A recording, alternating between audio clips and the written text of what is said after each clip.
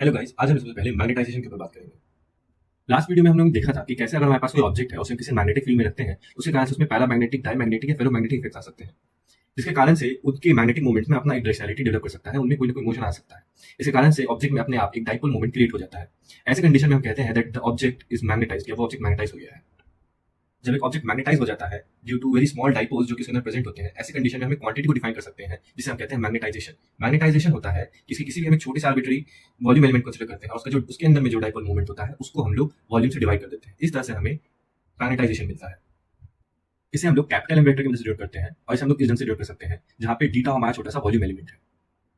अब हम लोग देखेंगे कि कैसे अगर हमारे पास कोई मैग्नेटाइज्ड ऑब्जेक्ट है जिसमें कुछ ना कुछ मैग्नेटाइजेशन है हर जगह पर, इन दैट कंडीशन उसके कारण से जो एक डाइपोल हर जगह फॉर्म हो रहा हो, उसके कारण से हर जगह किसी स्पेस में एक मैग्नेटिक फील्ड प्रोड्यूस हो रही होगी। तो इस तरह से हमारे पास कोई मैग्नेटाइज्ड ऑब्जेक्ट है जिसके कारण से स्पेस किसी पॉइंट पे जो मैग्नेटिक फील्ड बनेगी उसका क्या एक्सप्रेशन होगा।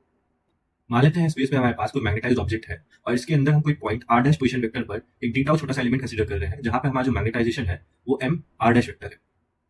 मान लेते हैं हमारे पास कोई पॉइंट आर्बिट्री पॉइंट जहां पे हमें से मैग्नेटिक फील्ड को डिटरमाइन करना है जिसे हम आर वेक्टर से डिनोट कर रहे हैं, और कर्ली आर वेक्टर हमारे उस छोटे से ऑब्जेक्ट के एलिमेंट से हमारे आर्बिट्री पॉइंट तक जाने वाला वेक्टर है। हमारे मल्टीपोल वाले एक्सप्रेशन के थ्रू हम लोग कह सकते हैं कि हमारा जो डाइपोल यहाँ पे बन रहा होगा छोटा सा एम वेक्टर के कारण से, कैपिटल वेक्टर के कारण से, उसके कारण से जो हमारे पास यहाँ पर मैग्नेटिक वेक्टर पोटेंशियल है उसे हम कुछ इस फॉर्म में लिख सकते हैं। यहाँ पर हम ध्यान से देखेंगे तो हमारा कैपिटल एम वेक्टर इंटू डीटा और कुछ नहीं बल्कि हमारा वो स्मॉल डीएम वेक्टर बन जाएगा, छोटा सा मैग्नेटिक डाइपोल, जिसके कारण से हम लोग यहाँ पे डीए वेक्टर कैलकुलेट कर सकते हैं और उसे पूरे वॉल्यूम के ऊपर इंटीग्रेट करके हमारा ये मैग्नेटिक वेक्टर पोटेंशियल का एक्सप्रेशन आ जाएगा। अब इसी एक्सप्रेशन को हम लोग मैथमेटिकली बहुत मैनिपुलेट करें तो हम एक अलग एक्सप्रेशन तक पहुंच सकते हैं जो कि कुछ इस तरह का दिखता है। बेसिकली हमने अपने इंटीग्रल को एक वॉल्यूम और एक सरफेस इंटीग्रल के अंदर में कन्वर्ट कर दिया है। इस इंटीग्रल में हमें दो नई क्वांटिटीज जेबी और केबी देखने को मिल रहे हैं जिन्हें कुछ इस तरह से डिफाइन किया गया है। जेबी को डिफाइन किया गया है as the curl of magnetisation और केबी को डिफाइन किया गया है as M vector cross N vector, वहां पे जहां पे कि हमारा एन वेक्टर जो है वो हमारे ऑब्जेक्ट के सरफेस पर का एक आउटवर्ड यूनिट वेक्टर है।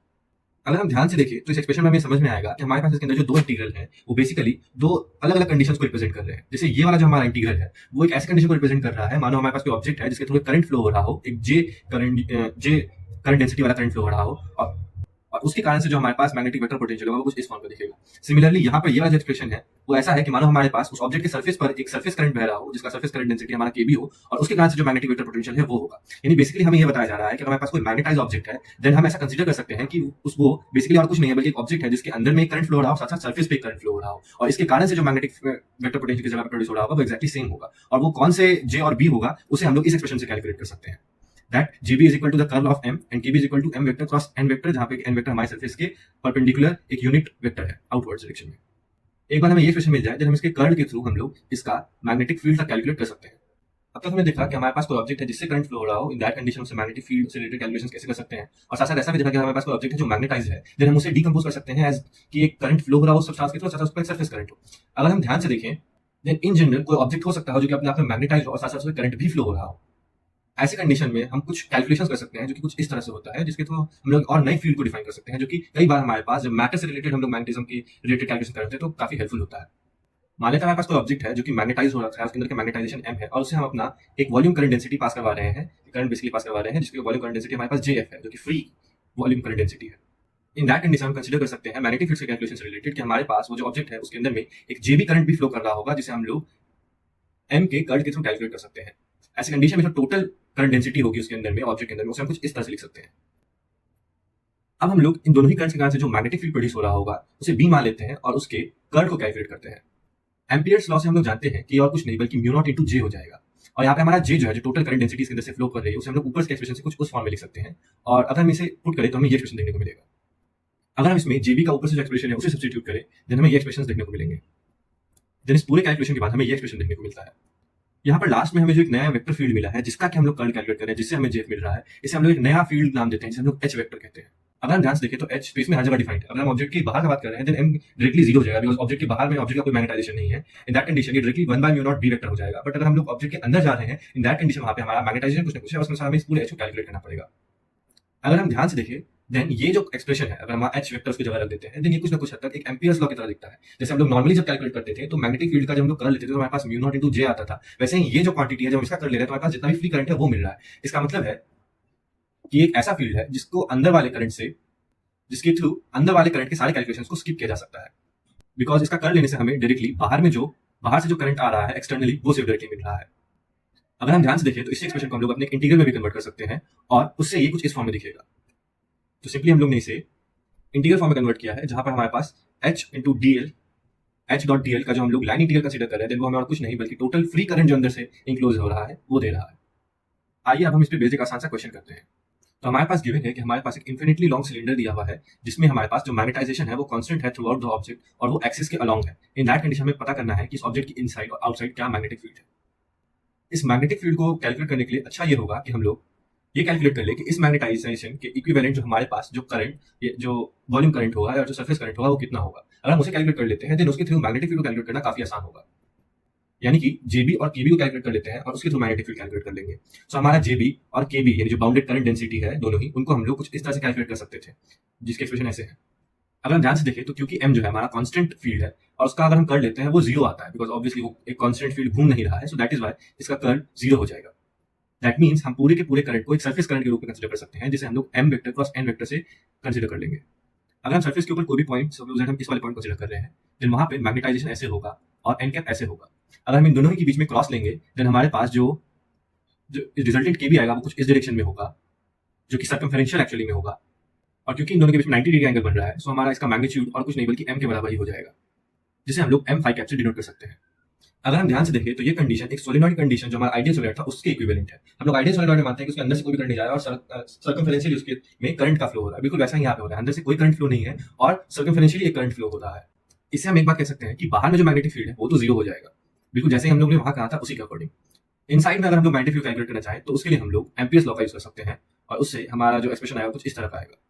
हम लोग रेक्टेंगुलर एम्पियरियन लूप कंसीडर कर सकते हैं, बिल्कुल वैसा ही जैसे हम लोग ने सोलेनॉइड में कंसीडर किया था, और उसमें डायरेक्शनलिटी डिफाइन करने के बाद यहाँ पे हम लोग एम्पियर्स लगा सकते हैं। हम लोग यहाँ क्लियरली देख सकते हैं कि हमारे पास जो इनसाइड में जो सेगमेंट है जो हमारे एक्सिस के अलोंग है, उसी के अलोंग हमारे मैग्नेटिक फील्ड का कुछ ना कुछ लाइन इंटीग्रल आएगा। बाकी सभी में जो हमारा इंटीग्रल होगा वो जीरो हो जाएगा। एक्चुअली में हमारा जो दूसरा वाला सेगमेंट है जो लाइन के एक्सिस के अलोंग है उसके अलोंग तो जीरो हो जाएगा, बिकॉज मैग्नेटिक फील्ड जीरो है और बाहर में जितना पोर्शन है उसके लिए भी जीरो हो जाएगा। बट इनसाइड में बचे हुए जो दो सेगमेंट्स है उनमें जो कि करंट का उसमें जो कि हम लोग ने लूप का ऑपोजिट डायरेक्शनलिटी कंसीडर किया है, इसलिए उनका इंटीग्रल इक्वल और ऑपोजिट हो जाएगा, इसलिए वो कैंसिल हो जाएगा। सो हमारे पास जो तो हमारे मैग्नेटिक फील्ड का इस लूप के ऊपर जो लाइन इंटीग्रल है उसे हम ऐसे लिख सकते हैं। यहाँ पर जो हमारे पास करंट इंक्लूज है उसे हम लोग केबी इंटू एल के थ्रू कैलकुलेट कर सकते हैं, बिकॉज यहाँ पे केबी हर जगह कांस्टेंट है, तो सिर्फ उसके परपेंडिकुलर जो लेंथ है उसके थ्रू मल्टीप्लाई करके हम लोग यहाँ पर करंट जो पास कर रहा है कैलकुलेट कर सकते हैं। और फिर हम इसे एम्पियर्स लॉ का एक्सप्रेशन पुट करेंगे, उससे हमें ये एक्सप्रेशन मिलेगा। सो एम्पियर्स लॉ से हमें मैग्नेटिक फील्ड का ये एक्सप्रेशन मिलता है। अब अगर हम लोग बी वेक्टर और एम वेक्टर का डायरेक्शन देखें देन हम लोग देख सकते हैं कि दोनों का ही सेम डायरेक्शन है। सो हम लोग इनसाइड के लिए जो हम लोग ने कैलकुलेट किया है that B is equal to mu naught into M, इसे हम लोग आराम से लिख सकते हैं कि इनसाइड में दोनों डायरेक्शन सेम है that B vector is equal to mu naught M vector. अगर हम यहाँ पे ध्यान से एक बात को ऑब्जर्व करें, अगर यहाँ पे ध्यान से देखें तो इनसाइड में तो हम लोग बी वेक्टर को म्यू नॉट एम वेक्टर लिख सकते हैं, बट आउटसाइड में भी हम लोग सेम एक्सप्रेशन लिख सकते हैं, बिकॉज आउटसाइड में एम वेक्टर खुद अपने आप में जीरो है, so mu naught M vector भी जीरो ही हो जाएगा। सो बाहर में भी हम लोग mu naught into M vector लिख सकते हैं, यानी बी जो होगा वो हर जगह पे उसे हम लोग mu naught into M vector के फॉर्म में लिख सकते हैं। अब हम लोग इसी क्वेश्चन को हमारे जो एच फील्ड था उसके वजह से करेंगे तो हम ये बात ऑब्जर्व करेंगे ये क्वेश्चन एक्चुअली काफी इजी हो जाता है उसकी मदद से। अगर हम लोग एच फील्ड में जो हमारे पास एम्पियर्स लॉ है उसे लिखे तो उसका एक्सप्रेशन कुछ इस तरह से दिखता है। बट हम लोग यहाँ जानते हैं कि यहाँ पे क्योंकि हम लोग अपनी तरफ से कोई भी करंट नहीं दे रहे हैं, देन यहाँ पे कोई भी फ्री करंट नहीं है, इसका मतलब है कि ये पूरा जीरो हो जाएगा। इसका मतलब है कि क्योंकि हम लूप के शेप एंड साइज को अपने मन से आर्बिट्री चूज कर सकते हैं, हमारे एच वेक्टर फील्ड को ही जीरो होना पड़ेगा। अब हमारे पास एच वेक्टर का जो एक्सप्रेशन था उसे हम यहाँ पुट करें और सॉल्व करें तो हमें एक्जैक्टली वही एक्सप्रेशन मिल जाएगा। इसी कारण से ये एच फील्ड कई बार काफी इंपॉर्टेंट हो जाता है, बिकॉज ये हमारे कैलकुलेशन को काफी आसान कर देता है। इसके बाद हम लोग लीनियर मीडिया के बारे में पढ़ेंगे। लीनियर मीडिया ऐसे ऑब्जेक्ट्स को कहते हैं जिनमें कि हमारा जो एच वेक्टर फील्ड है जो किसी मैग्नेटाइजेशन के द्वारा प्रोड्यूस हो रहा हो वो ऐसा हो कि हमारा एम वेक्टर और एच वेक्टर आपस में डायरेक्टली प्रोपोर्शनल हो जाए। इसे हम लोग मैथमेटिकली इस फॉर्म में लिख सकते हैं, जहां पर जो हमारे पास एक कॉन्सेप्ट ऑफ प्रोपोर्शनलिटी कायम है, इसे हम लोग मैग्नेटिक ससेप्टिबिलिटी कहते हैं। अगर हम लोग एच वेक्टर फील्ड की डेफिनेशन को देखें तो वो कुछ इस तरह से था। यहाँ से हम लोग मैग्नेटिक फील्ड का एक एक्सप्रेशन कैलकुलेट कर सकते हैं जो कि कुछ इस तरह का दिखेगा। अब हम लोग लीनियर मीडिया का जो कंडीशन है, जो हमारा इक्वेशन है, उसे हम इसके अंदर सब्स्टिट्यूट करें तो हमें ये देखने को मिलेगा। यहाँ पर ध्यान दें तो म्यू नॉट और 1 प्लस काई एम दोनों ही कांस्टेंट है, जिसका कि मतलब है कि लीनियर मीडिया के लिए मैग्नेटिक फील्ड और जो हमारा एच वेक्टर होता है वो भी आपस में प्रोपोर्शनल होते हैं। इन पूरे ही कांस्टेंट को एक नए कांस्टेंट म्यू के द्वारा रिप्लेस कर सकता है, जिससे कि हमारा एक्सप्रेशन कुछ इस फॉर्म का दिखेगा, जहां पर इस नए कांस्टेंट को हम लोग मैग्नेटिक परमिएबिलिटी कहते हैं, जो कि हमारे मीडियम पे डिपेंड करता है, अलग अलग मीडियम पे अलग अलग होता है। तो आज हम लोगों ने डिस्कस किया कि अगर हमारे पास कोई ऑब्जेक्ट है जिसको किसी एक्सटर्नल मैग्नेटिक फील्ड में रखने के बाद मैग्नेटाइज कर दिया गया है, देन उसके कारण से किसी जगह पे हम लोग मैग्नेटिक वेक्टर पोटेंशियल कैसे कैलकुलेट करेंगे, कैसे हम लोग उसे एक बाउंडेड करंट्स के रूप में रिप्रेजेंट कर सकते हैं, जहां पर उसे हम लोग दो अलग हिस्सों में बांट सकते हैं, एक जो कि उस ऑब्जेक्ट के अंदर से फ्लो हो रहा हो और एक उसके सरफेस पे जो फ्लो हो रहा हो, और उसके थ्रू हम लोग कैसे फिर मैग्नेटिक फील्ड को भी कैलकुलेट कर सकते हैं। इसके साथ हमने ये भी देखा कि लीनियर मीडिया क्या होते हैं और उसके लिए मैग्नेटिक फील्ड और एच वेक्टर इनके बीच में क्या रिलेशन होता है। हम लोग ने एच वेक्टर को भी डिफाइन किया और उससे रिलेटेड जो एम्पियर्स लॉ है उसे भी डिफाइन किया। आई होप आपको इसमें अच्छा लगा होगा। Thank you.